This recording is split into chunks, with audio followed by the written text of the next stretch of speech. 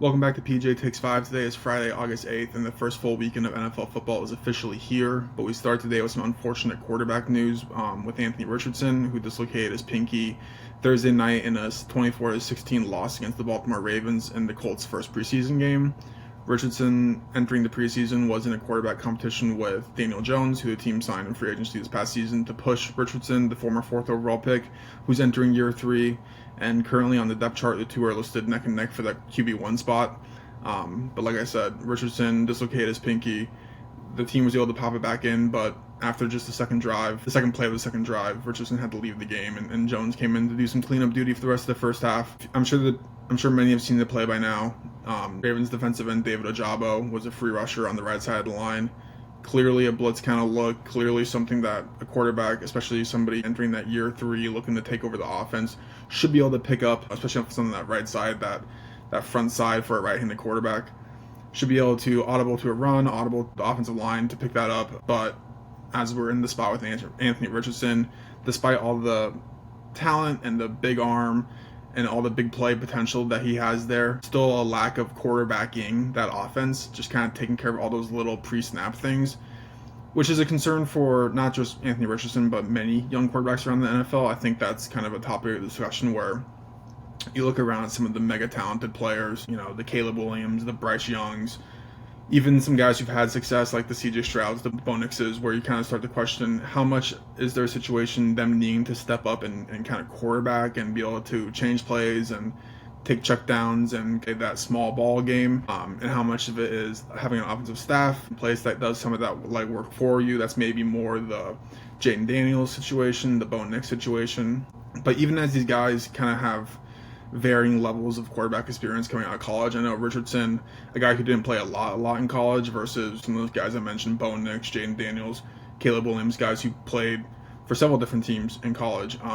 Just being able to quarterback, I'm putting a lot of emphasis in that. Quarterbacking is a big part of being a quarterback, which sounds so obvious, but we saw it so long with guys like Tom Brady and Peyton Manning, and even guys like Philip Rivers, Ben Roethlisberger, being able to command the offensive unit at the line of scrimmage once the earpiece goes out and your coach can't tell you what to do anymore. That piece seems to be kind of missing from some of these young quarterbacks. And I think Anthony Richardson's tenure with the Colts thus far and his injury last night are great examples of that.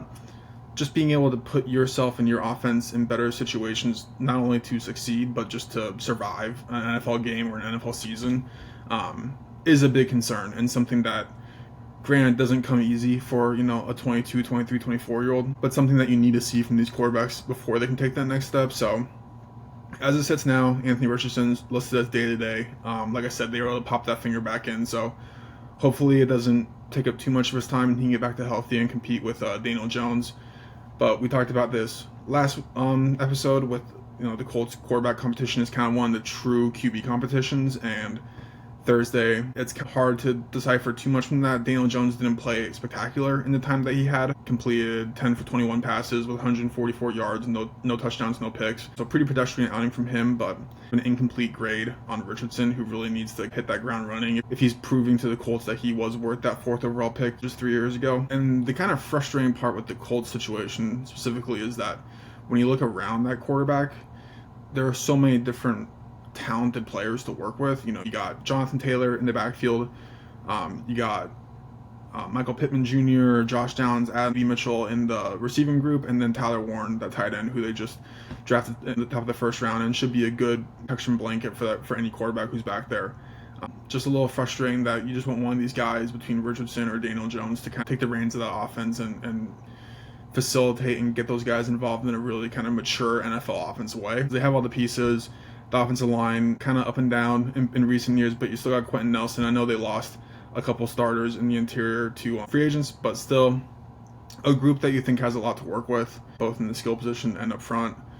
These guys kind of compete. Another name to keep in mind here is their rookie quarterback, Riley Leonard from Notre Dame. He finished about 500 completion percentage, 12 of 24, 92 yards and an interception, but tacked on about 35 yards rushing.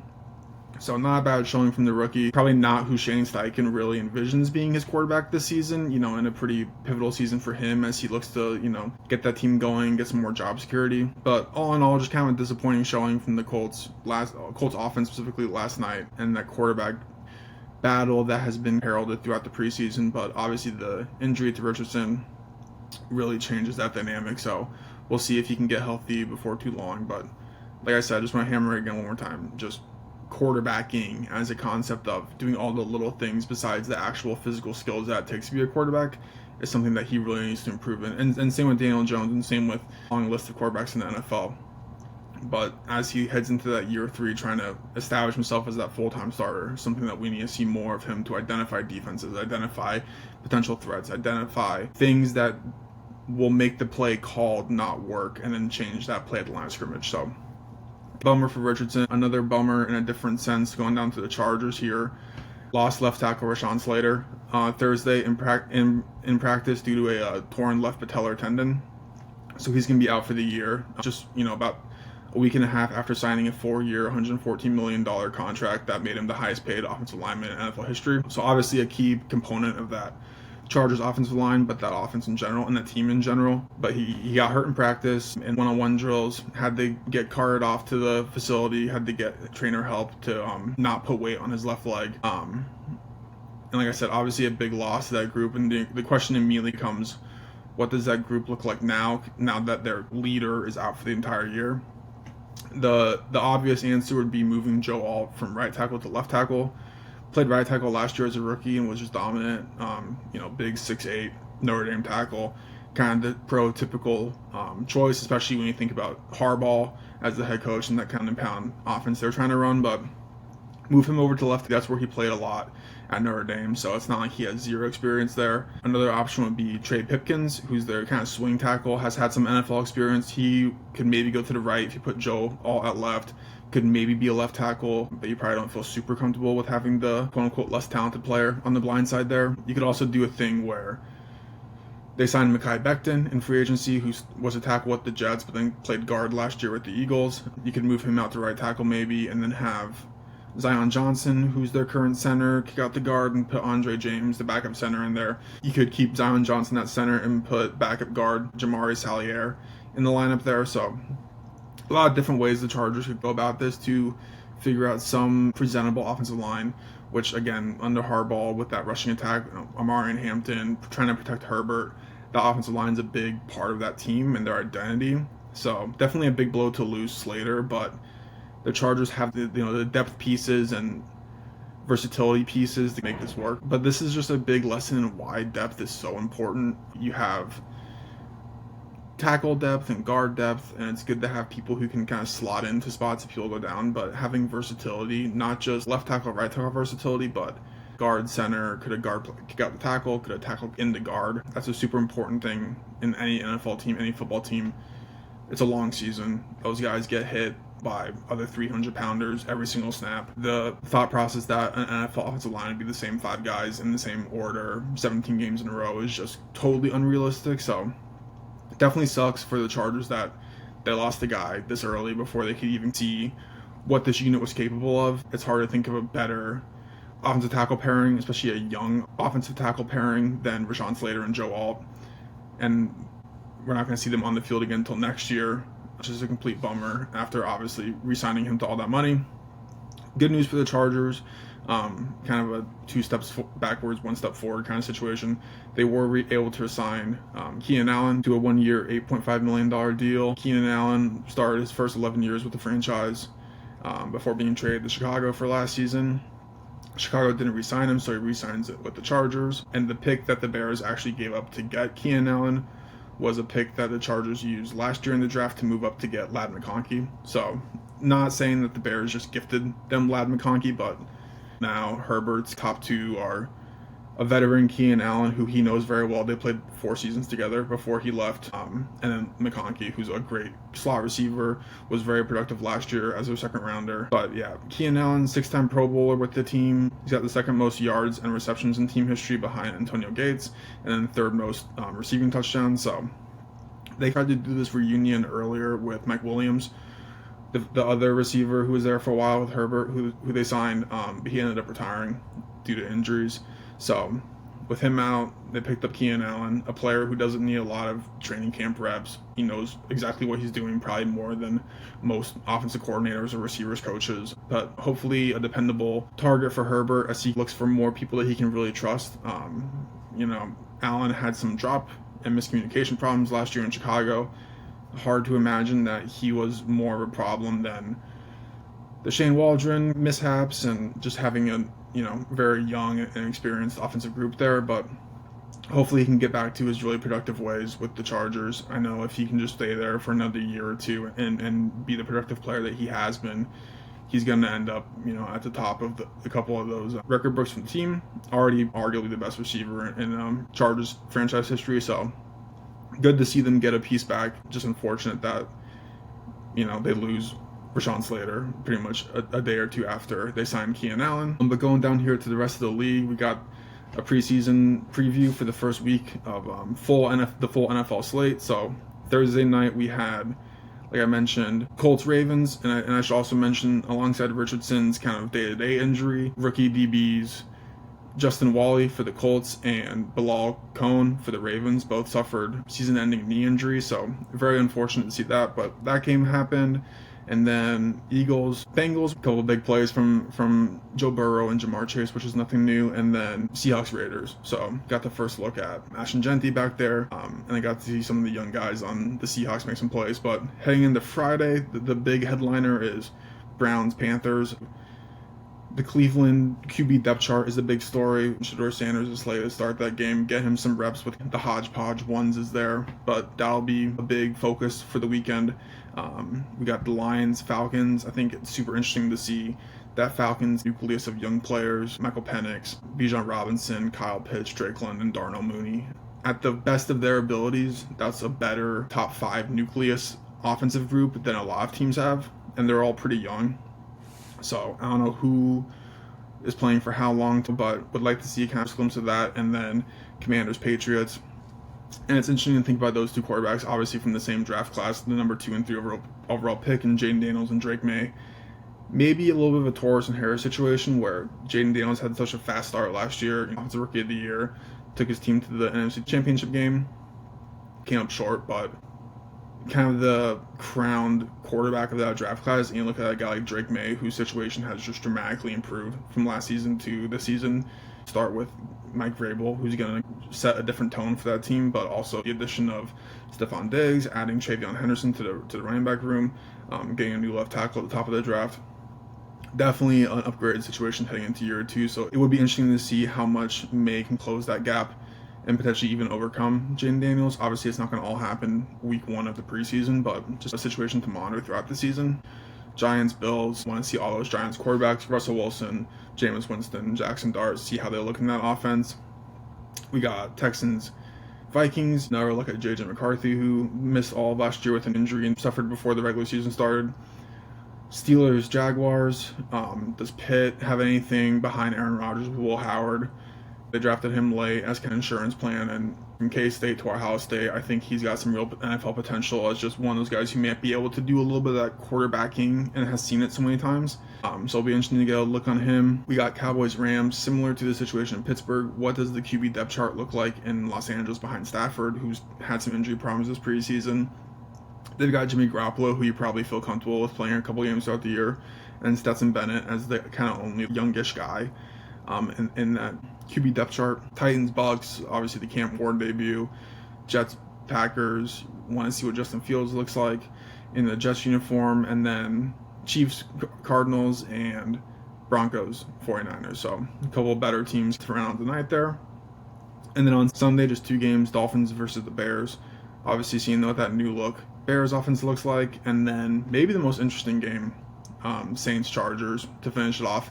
Like we talked about up top, what's that Chargers offensive line going to look like? I would assume that they might, with the first drive come out with one look and the second drive come out with a different look. Just try to see stuff, put people in different places and see what works. But then from the Saints side, looking at their QB depth chart and QB competition between Spencer Rattler, Tyler Shuck, and Jay Kaner, those first 2 are really competition to see who's going to be Kellen Moore's first quarterback there as head coach. So that'll be an interesting one to watch to round it out on Sunday there.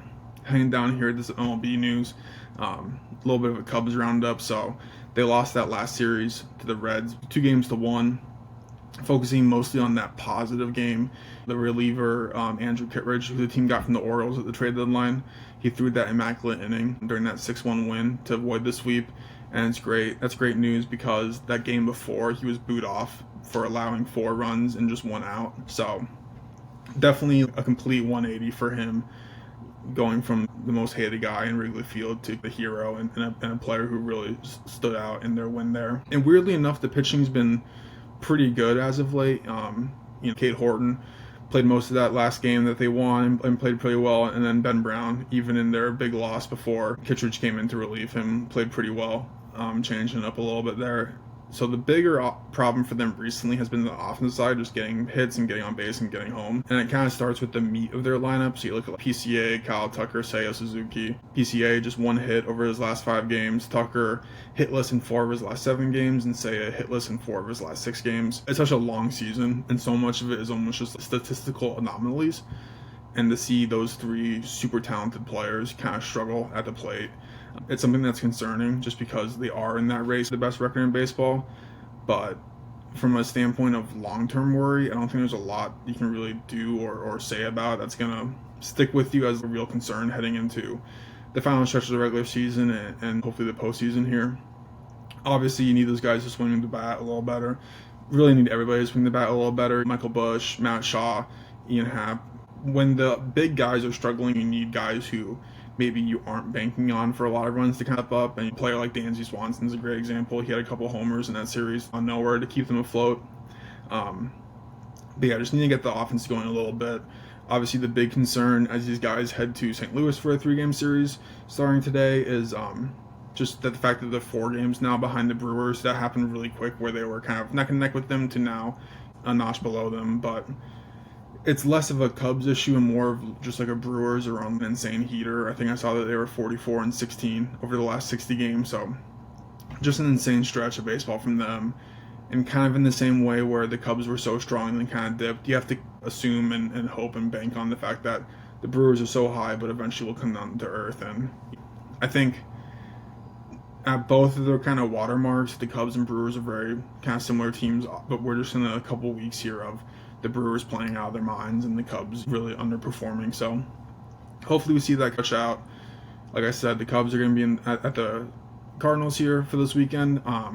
So that should be pretty important. And then in the near horizon here, I know that the Cubs and Brewers have a 5-game series over 4 days. So you got a doubleheader and then 3 more straight days. So a lot can happen in those 5 games, especially if the Cubs can kind of knock in some wins here in a row and the Brewers can kind of fall down a couple. So it's August 8th. Still a lot of baseball to be played. Definitely not hitting the panic button. A little concerning that they struggled at the deadline, and then you get the pitcher who's hurt immediately going to the IL. But overall, this is still a pretty similar team to the one that was kind of dominating baseball earlier in the summer. So I don't think it's a big area for concern quite yet. I mean, they still have the second best record in the NL, so definitely not an area where you have to totally, run around with your pants on fire. Just hopefully they can kind of get back to their offensive production. Hopefully the pitching staff can kind of keep doing what they're doing and finding guys out there who you maybe didn't think going into the season were going to be really helpful, but it's going to take everybody. And so, like I said, when those top hitters on your team are really struggling, you have to look for runs elsewhere. So they've done a pretty good job of that, but just need to keep doing a better job. Heading down to our last MLB nugget here, we got Jen Pawol set to become the first female umpire in MLB history. Super cool story. She's going to work both of the Saturday's doubleheaders and then the Sunday game in the Braves-Marlins series, and she's going to be behind plate on Sunday there. So great to see this barrier being broken here. I know she umped AAA in 2023 and was the first female to do so in about 34 years and was actually the home plate ump for their championship. And then last spring in 2024 was an ump for the spring league and was the first female to do that since I think 2007. So really cool story. A softball player at Hofstra who worked her way up the ranks of umpiring and now is going to become, like I said, the first female to umpire an MLB game, and 3 games in a row at that. So this is one of the great parts about sports. It's it can be a more positive reflection of the society that we live in and the society that has the struggles that we live in. And for that barrier to be one of many that baseball has kind of broken down, I think is really cool. We've seen female umps in other sports, NFL and NBA specifically. Doesn't affect anything about the game because obviously why would it, despite whatever perceptions people might have about that.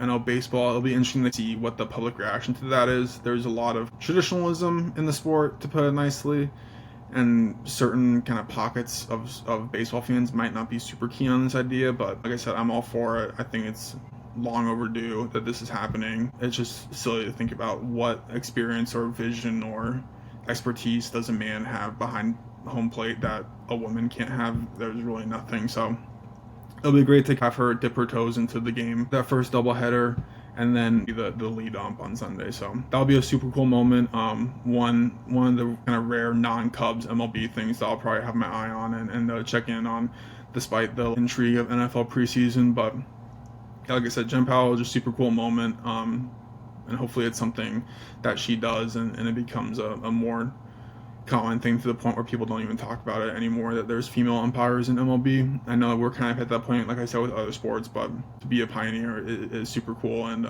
she should, and I'm sure she is, be very proud of herself, and I'm sure her family's very proud of herself. And I saw Rob Manfred, the commissioner, basically said that to the same extent of, the league is super proud of all the effort that she's put into this and the ability to pave her own path here. So super cool. Hopefully it's the first of many. That's kind of our last sports story here, so just want to hop real quickly into our media rundown here. I've been watching a lot of Worst Cooks in America.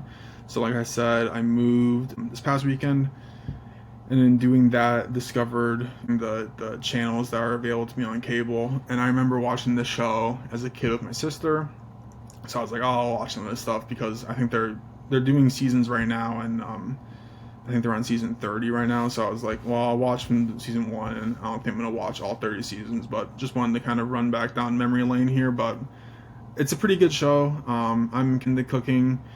I'm a former offensive lineman, so food is important, and being able to make food is obviously important. It's one of the few skills that you can need to survive and thrive in your daily life. So I've always been into cooking, but man, some of these people that they bring in, it's just bizarre, where you think everybody should be able to cook, even if you don't have any artistry or palette or whatever. Being able to follow instructions off a box is pretty easy, or just simple things like look up, what temperature do I have to cook chicken to, or beef to, or pork to, whatever. A lot of this information is very available, but some of the people they bring in who are just clueless really open my eyes up, at least, to some of the deficiencies in the kitchen for some people.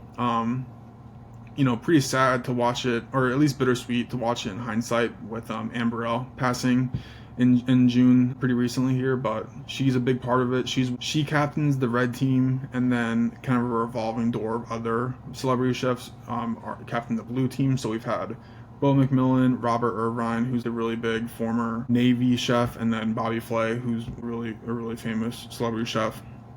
And they get their team of 6 to 8 people and train them up in their boot camp, and then make them cook restaurant quality meals. But it's really cool from the human side of seeing people improve at something, seeing people who weren't able to cook and it had serious effects on their personal life, and then suddenly being able to turn a weakness into a strength, I think is really awesome. But I think just from the show, production, editing side of it, it's also really interesting, going from that first season to second and third season, which is about as far as I am, but just seeing the evolution of their ideas and their creativity, and then how they change the execution of these ideas, and then just the editing and production work. So, very visceral things like the camera quality getting better and more sound effects, but also being able to do stuff where on season 2 they start doing remote shoots where they're on a farm grilling burgers, or at the dock catching fish or something. So just cool to see that side of it, and then witness the whole editorial side of, in season 1 and 2, there weren't a lot of infighting between the contestants, but they kind of lean into that angle more in season 3, knowing that drama sells more. So I think from a behind the scenes standpoint, there's a lot of really cool things to kind of witness from their early run. And like I said, I've only seen about 3 seasons, and I think they're up to like 29 or 30 now, so probably not gonna get that far, but I'll probably jump in at some point just to see how overproduced I bet it has gotten by now. But yeah, super sad that Amber L is no longer around. She's the main character in those because she stays on season to season while the other co-host pivots around a little bit. So I really like it. I'll probably keep watching it until football starts, honestly. Then my time will probably go elsewhere a little bit. But I'm going to rate the first couple seasons there a 7.9 out of 10. Not usually a big like reality TV show guy, but the show, like I said, kind of avoids some of those pitfalls of like really leaning in on like the infighting. It's really more of like a positive thing of people adding traits to their lives and it benefiting different parts of their like personal lives. So I think really cool show. It's a lot of people like wanting to cook better for children or partners or whatever. So really cool show. Probably not going to watch a whole lot more of it, but just want to talk about it here because I know they're coming out with new episodes as we speak. So not that far yet, but I really like the early stuff. So that's about it. Like I said, we got a full weekend of NFL football here for the first time. We got a full weekend of baseball, into the final stretch here. And before we know it, the regular season will be here, the MLB postseason will be here, college football will be here. So, the structure of this show at least might change a little bit as we get into more competitive play. As you can see behind me, I'm still kind of moving stuff in, so I hope to be able to get some posters in the back. You can see like a sliver of my Sammy Sosa poster right there, so hopefully that might be up when I get the kind of Adam Schefter, Ian Rappaport like background from me on this video. But that's it. Thanks for watching, and I'll see you guys Tuesday. Bye.